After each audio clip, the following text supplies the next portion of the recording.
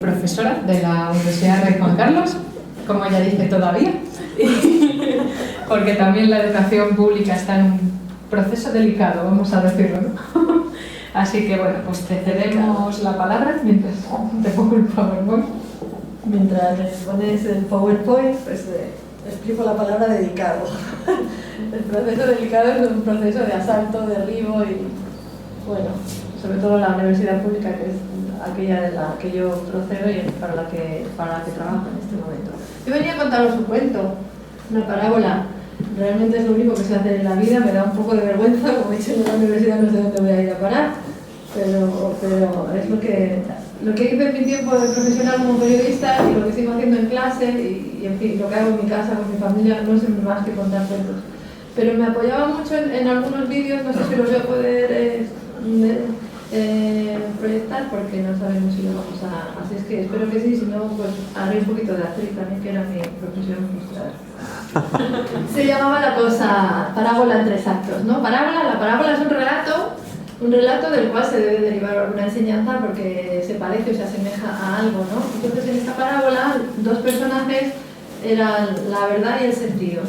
Mi idea es que la verdad y el sentido, yo creo que el sentido está desahuciado, ahora mismo le han sacado de su casa y su casa era el poder, los medios. Y la verdad un poco también, están desahuciados y están en la calle. Es lo que pienso, ¿no? Y entonces están cambiando, están mutando genéticamente la verdad y el sentido. Eso es un poco lo que ustedes tan inteligentes tendrían que haber deducido por sí mismos al final del cuento. Pero por si acaso voy preparando, porque no me gusta que todo termine siempre bien. Entonces, por si acaso no, hacen con que no se lo he contado y ahora vamos hacia adelante, ¿vale? Lo preparé el PowerPoint ayer, entonces, como era el día de la revolución de los claveles, pues me parecía que me gustaba mucho acordarme de eso. Y empezamos con... ¿Le doy aquí? ¿Esto qué es? Una rosa. No es que no encontré un clavel. Pues una rosa, ¿no? Entonces, pues esto es una rosa, ¿verdad? Y no. El primer acto de este cuentito es que con mis propios ojos lo veo y por eso me lo creo, ¿verdad? Pero seguro que muchos de ustedes, y si no lo han dicho, se lo voy a recomendar, conocen este cuadro de René Magritte, un pintor muy particular, nada bohemio, que todos los pintores de aquella época eran borrachos, trasnochaban, andaban con mujeres así de poca, vamos, así como yo, ¿no? Y este era un señor normal y corriente, pero pintaba unos cuadros maravillosos que solamente con verlos ya nos inducen a una reflexión muy importante sobre las imágenes, la fotografía, incluso sobre el cine, sobre qué significa una imagen de una cosa. Él decía, esto no es una pipa, obviamente, porque esto es un cuadro sobre una pipa. Entonces lo que hemos visto antes no era una rosa. ¿O sí? Esto es una rosa. Ahora, como son muy listos, dirían, no es una rosa, es un cuadro de una rosa. Este es un cuadro de René Magritte. Y no es de los más inquietantes. La verdad que hacía cosas tan bonitas que bueno, sacaba los significados de su sitio y nos hacía reflexionar mucho. Yo les invito a que echen un vistazo si no lo conocen, ¿eh? Y si lo conocen, que lo revisiten a los cuadros de René Magritte.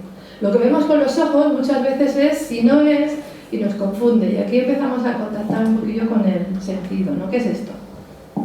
Pero nadie quiere contestar, entonces no lo que voy a decir. Bueno, pues una C, ¿no? Es una C, ¿verdad? Un ojo. Un ojo. Ay, de los ojos se trata.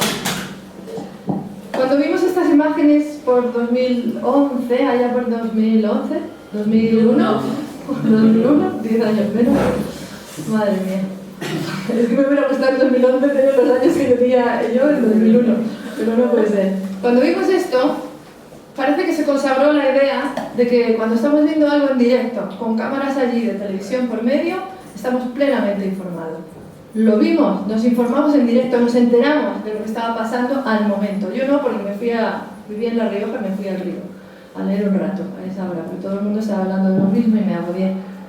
A partir de este momento se consagró la idea de que tenemos acceso a toda la información, de que conocemos lo que pasa en todas las partes importantes del mundo, cuando la mayor parte del mundo está despoblado de cámaras, o sea, es que no podemos saber qué pasa porque no hay ninguna cámara allí para que lo veamos, ¿no? Pero eso parece que es menos mundo. Si no hay cámara, realmente por definición ya no puede ser mundo.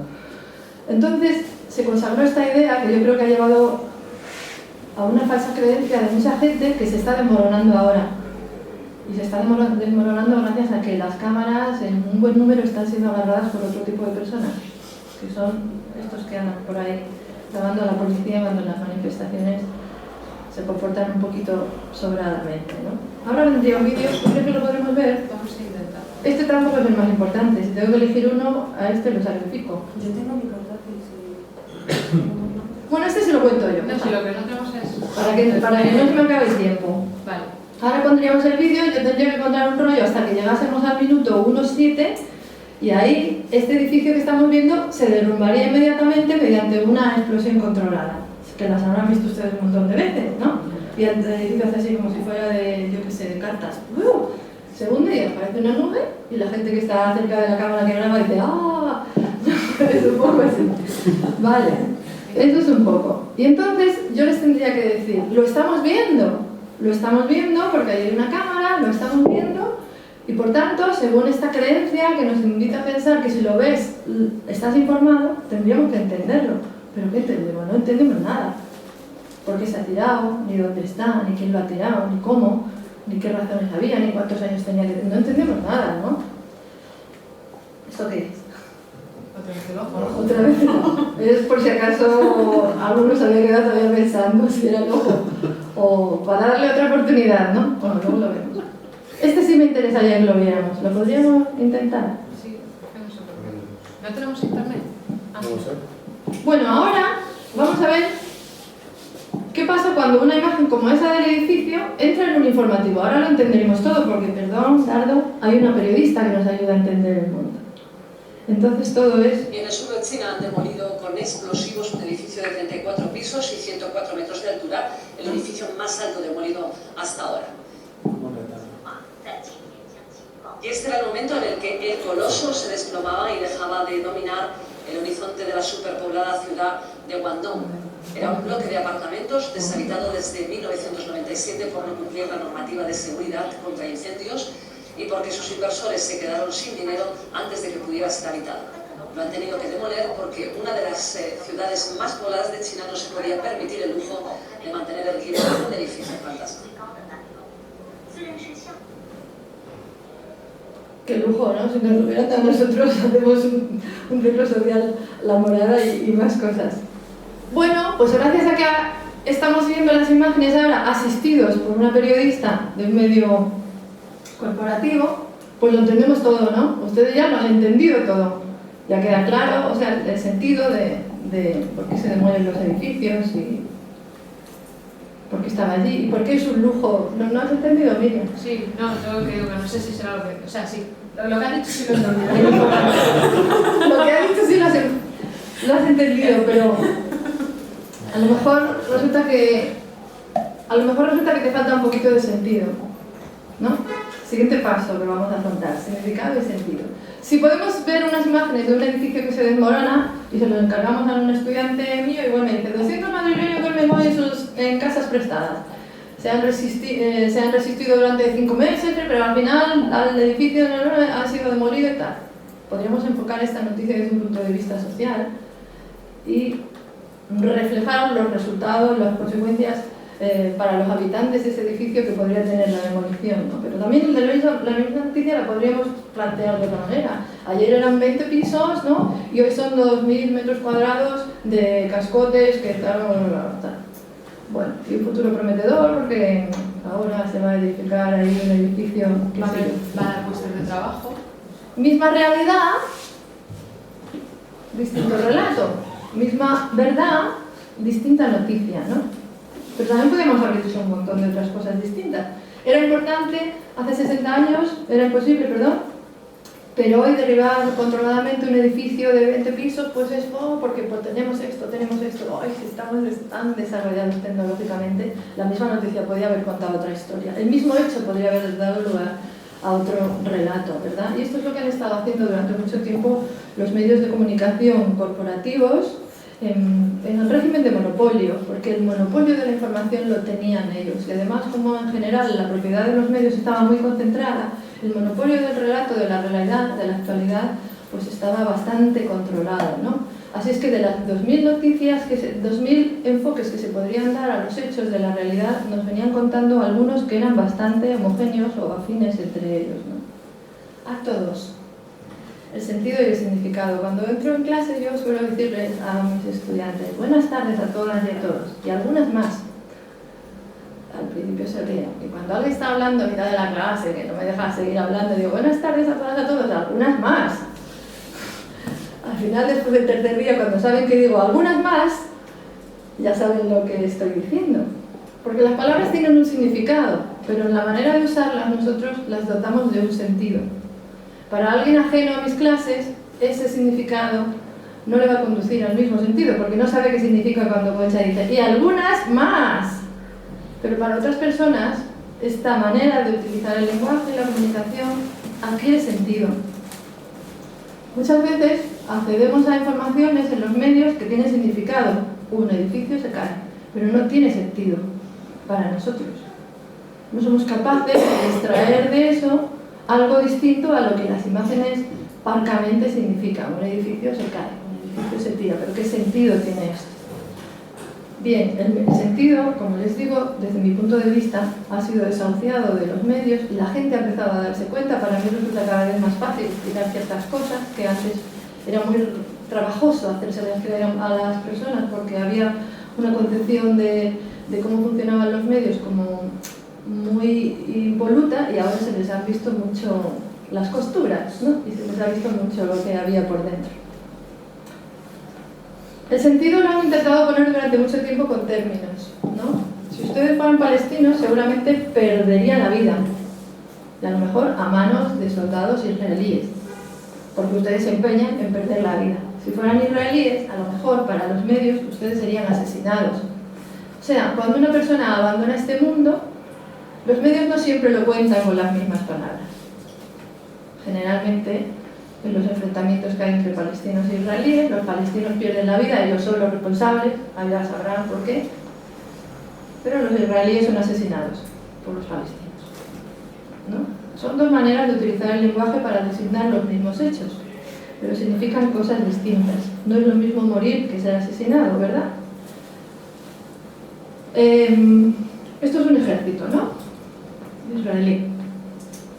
Yo no sé qué llevan ahí. ¿Qué es? ¿Un bolso raro? ¿Eso negro? No sé qué es. El arma. Ah, pues que si eres palestino eres un grupo armado.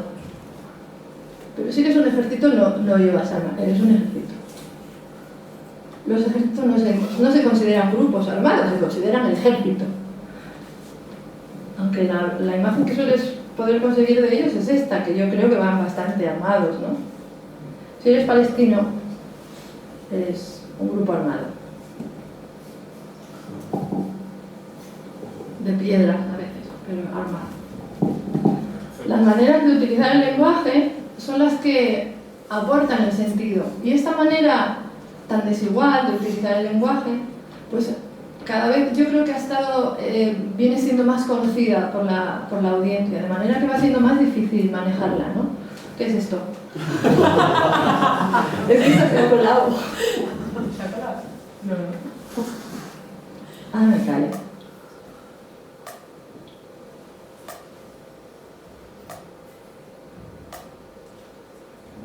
Qué bonito queda el pic. Anda, coño, era un búho. Pues el sentido, el pobre, depende mucho de tener una visión completa del cuadro. Depende mucho de los detalles. Esto es un significado. Ustedes ven la línea, ven un círculo, pero no tenía sentido para algunos de ustedes. Porque el sentido ustedes lo construyen cuando, y yo, y todos, y todas, yo poco, porque cada vez soy capaz de construirme el sentido de lo que veo, la verdad. Me cuesta mucho, es como la retina, se me va poniendo poco flexible. El sentido depende de que manejemos una cantidad de datos suficientes para que podamos relacionar esto con otras cosas. Cuando me habló Miriam de la posibilidad de participar hoy en esta sesión, me habló de un artículo que me da un poco de vergüenza, porque lo escribí cuando estaba haciendo el doctorado, y hice un análisis ahí del diario La Rioja sobre el tratamiento informativo del IPC, y era muy gracioso, porque ¿para ustedes el verbo crecer es positivo o negativo? Positivo. Es positivo, para mí también. aunque ya lo practicamos poco, ¿verdad? Depende de lo que quieras. Lo tenemos claro, ahí estamos, depende de lo que sea. Yo hice un análisis del tratamiento del informativo de la información económica en el periódico La Rioja, sobre el IPC, ¿no? El IPC, que para la gente común como mi madre es el coste de la vida, ¿vale? Que claro que se está poniendo todo. Bueno, cuando el IPC subía mucho por entonces en La Rioja, y estaba muy vinculado a la subida de tasas, de impuestos, por ejemplo, de algunos productos que carecían el combustible, por ejemplo, que carecían las mercancías o al margen de ganancia de los productores, estaba vinculado a un montón de cosas. Cuando el IPC subía, decían, el índice de precios al consumo crece, se eleva o sube, pero los precios nunca subían en La Rioja. Cuando bajaban los precios. Y dices, qué gracioso, ¿no? Si subes el IPC, si bajas son los precios. Esto siempre era una cosa como, ¿por qué, no? Después, que me ha acelerado, es que de La Rioja tenía que contar mucho, pero me ha entrado la prisa y no voy a contar tanto. Pero sí, la información del IPC era tratada de una manera que permitía poco entender a la gente qué era aquello, ¿no? Por ejemplo, a veces el sujeto era irresponsable total, ¿no? El calzado dispara el IPC. Era el calzado, ¿no? O sea, el responsable, ¿no? Si había subida de tasas, aquí el gobierno no tenía nada que ver. Por ejemplo, si los pensionistas se les actualizaba la pensión, un 2%, el IPC había subido el interanual un 4 y pico. Y decían, los pensionistas recibirán tanto dinero más, pero nunca lo relacionaban con el poder adquisitivo que había perdido. A veces hablaban del poder adquisitivo 3 días después. A veces hablaban de una cosa que estaba relacionada con el IPC, la actualización de las pensiones, pero no lo hablaban el mismo día que daban los datos del IPC. Bueno, pasaban un montón de cosas. Casi nunca firmaba la información ningún periodista, ¿verdad? Ya me dirás por qué. Pero cuando era buena, aparecía un firmante. Y yo decía, al final firmaba redacción, ¿sabes? Siempre que iba la cosa mal, pero cuando era buena, aparecía un autor. Y digo, ¡qué bien! O sea, había cosas. A veces ponían frases del gobierno y entonces eran datos. Pero si hablaba de los sindicatos, entonces eran, según los sindicatos, la versión de los sindicatos. Y yo decía, no, lo del gobierno nunca era versión, lo del gobierno era lo que era el diario La Rioja, claro. O sea, no estamos hablando de Toma la Tele, estamos hablando del diario La Rioja, esas cosas no pasan. Total, que se las ha venido viendo el plumero, y aparte de todo lo demás, pues es lo que les ha pasado a los medios. Que mucha gente ha empezado a no encontrar en ellos, sí, hay información, hay significados, pero quizá no hay sentido, o no el sentido que ellos piensan que podría corresponder. Antes de ayer, en un congreso de periodismo crítico en la facultad, alguien dijo que se hace mucha opinión en los medios porque es mucho más barata que la información cuesta. Y alguien recordó también una frase de Iñaki Gabilondo, que no le pertenece solo a él, pero que dijo que el primer enemigo de la libertad de expresión era el paro. Cuando uno tiene miedo de perder el empleo, pues procura decir aquello que le permite mantener el empleo. Claro, no vas a decir lo que te hace perder el empleo. Pues que ya lo empezamos a hacer también los profesores de la universidad, imagínense. Ahora la verdad es la que me pide el empleo. La verdad será la verdad, pero yo tengo que decir lo que tengo que decir porque la verdad es que tengo miedo de quedarme en el paro. Acto tercero, las fuentes. Bueno, vamos a ir ya deprisa, ¿eh? Esta me encantaría que la pudiéramos, pero vamos a intentarlo. Era esta. Es que hay igual es el informativo entero. Esta chica que hay aquí, que era periodista. Sí, realiza, pero igual, si sabes en qué minuto sale. Sí, sé en qué minuto sale. Aquí lo tengo solo en la noticia, pero no, ese no tiene el vínculo. Dale ahí, lo vemos. Ah, sí. Bueno, hizo los años, el día 15 de septiembre, la chica. Hizo 40, tiene 7 menos que yo. Y entonces, en el telediario, pues hicieron una noticia, porque hacía los años. Y la noticia se construye a base de, en el minuto 2. Minuto 2:20 a 2:56 es el título. Vamos a ver solo los titulares, ¿vale? Si nos deja. La noticia se construye... vamos a ver. Dale al minuto 2. ¿Qué?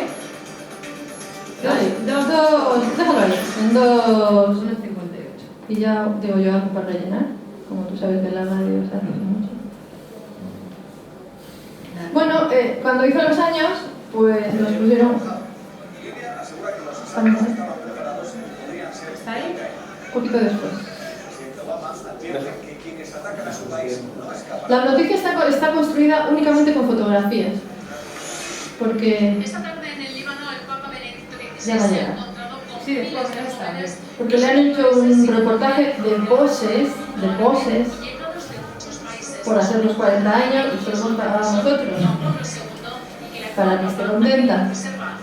Le han hecho un reportaje de poses familiares. Ahí, ahí. Doña Leticia cumplió 40 años. La Casa del Rey ha difundido un reportaje gráfico con 16 fotos de Cristina García Rodero.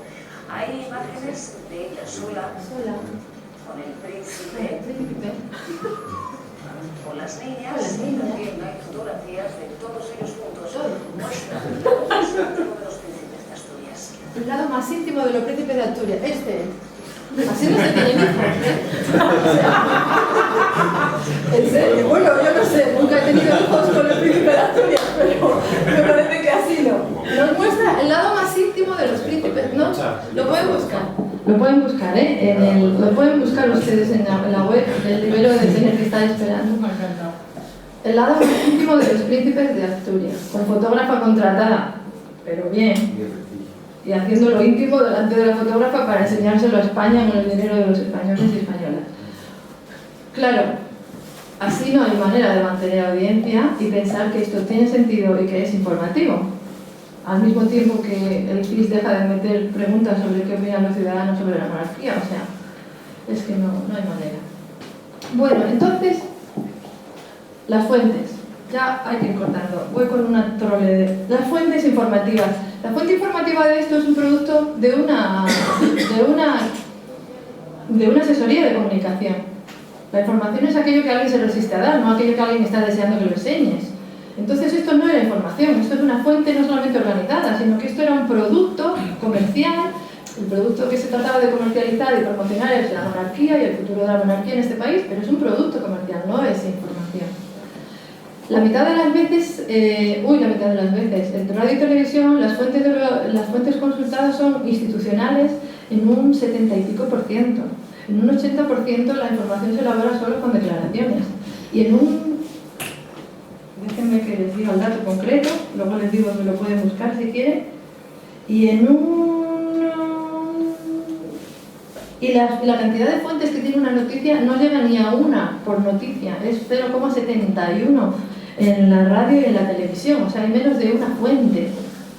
Esto quiere decir que la información que nos dan procede de sitios bastante poco adecuados para que sean realmente informativas y puedan tener sentido. Y en medio de esto aparece un ciudadano o una ciudadana y hace esta noticia, que para mucha audiencia tuvo pleno sentido y fue totalmente significativa. Ni tiene presentador, ni tiene voz en off, la voz que nos va dando el sentido, ni tiene nadie que la cuente, ni tiene fuente, ni tiene nada. Y sin embargo, miren ustedes si es o no es informativo lo que les voy a poner. Ocurrió en la Puerta del Sol en 2011, los días en los que las gentes de Madrid andaban un poco indignadas porque nos habíamos gastado un montón de dinero en financiar una visita del Papa. ¿Es esta? No, Espérate. No, porque era de YouTube. era de YouTube. Patricia Barrillo, sí. ¿Saben quién es, no? A ver. ¿Pincho la foto? Sí. Sí, pincha la foto. Esta sí no se la cuento yo. Si no, no sale. Sí, es esta dirección que también la pongo ahí, pero si la vemos bien y si no la vemos... Vaya, pues está el vínculo mal puesto. Patricia Barrillo, periodista detenida en YouTube. Mi tesis para terminar. Hay una producción que se está haciendo al margen de los medios, que está adoptando otra apariencia, que está hecha con otra manera, que no tiene postproducción, que se hace con otra narrativa, que se hace evitando todos los prejuicios de querer parecer, de querer parecer objetiva y sin embargo adquiere pleno sentido y es plenamente informativa. Por ejemplo,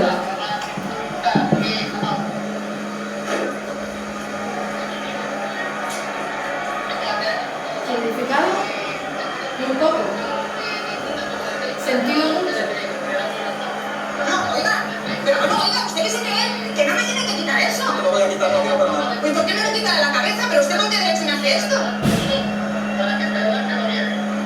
¿Qué está haciendo? ¿Quiere hacer el favor de hablarme? Oiga, le estoy hablando. Que me diga qué está haciendo. Le faltan datos. ¿Qué datos le faltan? Donde vives, el nombre de tus padres. ¿Y eso por qué le hacen falta mis datos? ¿Para qué? Oiga, conozco mis derechos, ¿eh? Mejor que así Pues muy bien, entonces ¿me puede decir qué es lo que... por qué está tomando mis datos? ¿Me quiere contestar por qué está tomando mis datos? Bueno, pues muy bien, no me conteste.